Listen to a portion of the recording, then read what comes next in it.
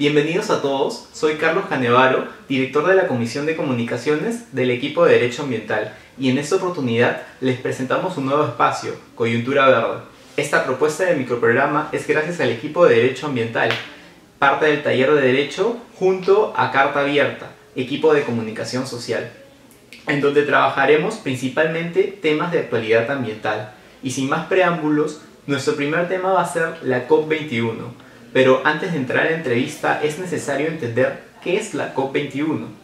Esta es la Conferencia Internacional sobre Cambio Climático o Conferencia de las Partes, organizada por la Convención Marco de las Naciones Unidas sobre el Cambio Climático, la cual, por 20ª oportunidad, ha sido celebrada en Francia. El objetivo de estas conferencias es concluir un acuerdo mundial vinculante para todos los países que son parte, para así reducir sus emisiones de gases de efecto invernadero. Por ello, en esta oportunidad tenemos como invitado al Dr. Iván Lanegra, profesor de Ciencias Políticas en esta universidad. ¿Qué tal, Iván? Buenos días, ¿cómo estás? Pues gracias por la invitación, ¿no? Y muy contento nuevamente de colaborar con el equipo de Derecho Ambiental, que siempre nos invita para esas cosas, y en particular un tema tan importante como la COP21, ¿no? Que es un tema central para el país. Recordemos que la COP20 del año pasado se realizó acá en la ciudad de Lima.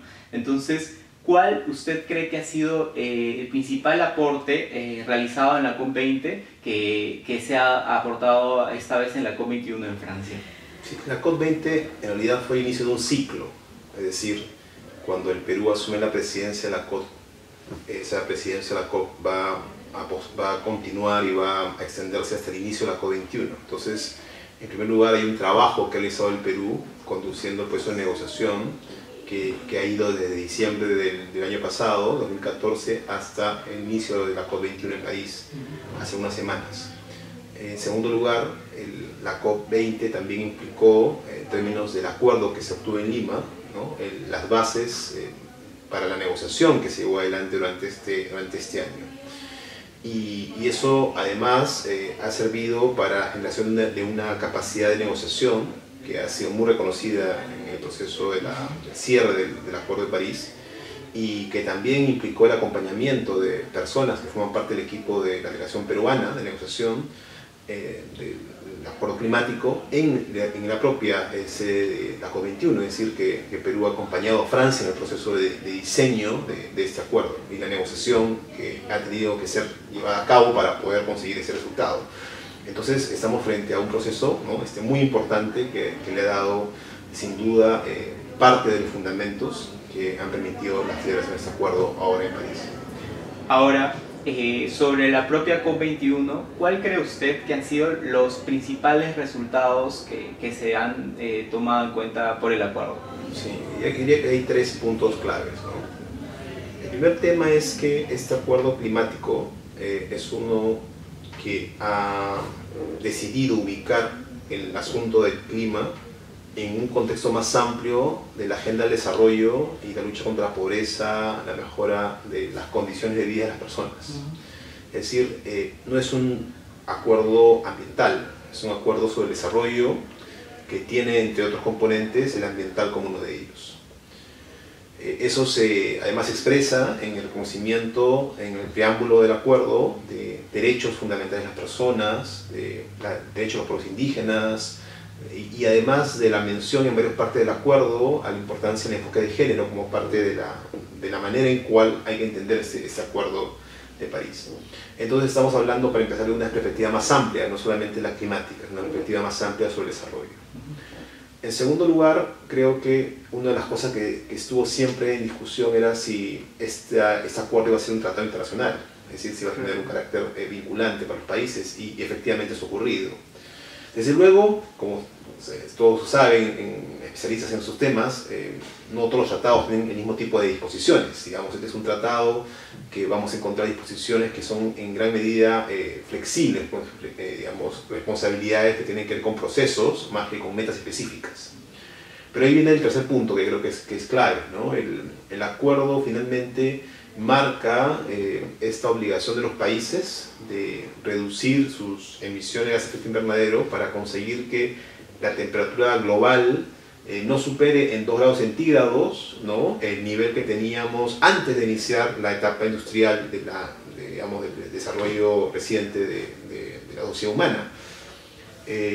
Y plantea que además de esos 2 grados, en realidad deberíamos empezar a caminar hacia una meta más ambiciosa, que es de 1.5 grados por encima de ese nivel preindustrial.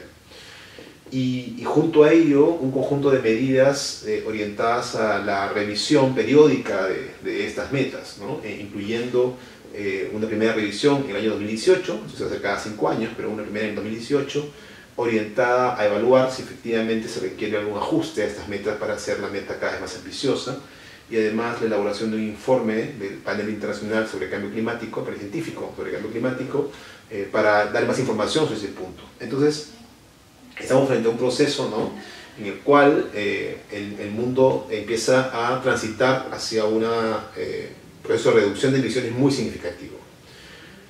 Pero todavía no es todo lo que uno podría esperar. Desde luego hay que caminar hacia ese punto, ¿no? Pero está clarísimo de que haber ubicado esta meta en un contexto de un tratado internacional es un paso muy importante en la ruta que hay que seguir, ¿no?, que es una ruta, pues sin duda, que requerirá de un esfuerzo muy amplio de los países. Claro.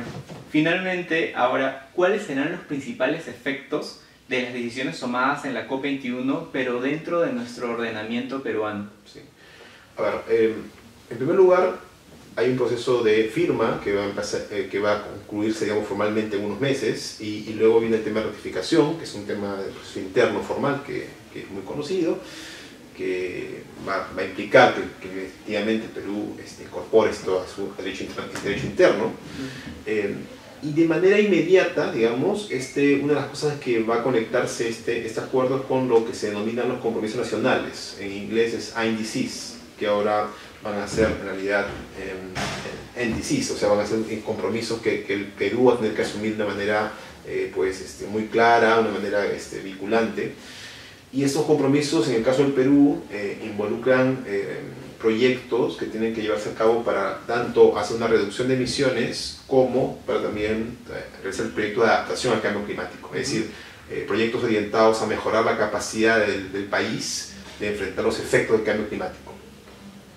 En el caso de la reducción de emisiones, en los compromisos que el Perú ya ha entregado a las partes de la Convención de Cambio Climático, ha indicado un compromiso de reducción respecto a lo que sería el nivel de emisiones, ¿no?, si no se hiciera nada, digamos, hacia el 2030, y esa reducción de emisiones implicaría que en lugar de llegar a ese punto de no hacer nada, reduciríamos en un 30% respecto a ese nivel futuro, a fin de tener una economía mucho menos emisora de gases de efecto invernadero, ¿no?, o sea, con menos emisiones. Entonces, ese es el compromiso en materia de reducción de emisiones. Y en materia de adaptación, se ha priorizado un conjunto de áreas, en particular temas de bosques, el tema de recursos hídricos, ¿no?, como áreas muy importantes, de tal manera que el país pueda de esa manera tener una mejor respuesta ante los desafíos que implica el cambio del clima, porque igual la temperatura va a elevarse, claro, solo que estamos trabajando a nivel global para que ese aumento no sea tan grande, y a nivel local tenemos que trabajar para no solamente contribuir, aunque es poco, el Perú no contribuye mucho en términos de emisiones, pero sí estar listos para eventualmente tener una sociedad más resiliente frente a los efectos del cambio climático. Entonces, para el Perú implica, en términos de políticas, ¿no?, transitar hacia una economía baja en carbono y también tener una capacidad de mayor resiliencia frente a los efectos del cambio climático. Bueno, muchas gracias, Iván, por acompañarnos en esta primera edición, y con ustedes será hasta la próxima oportunidad.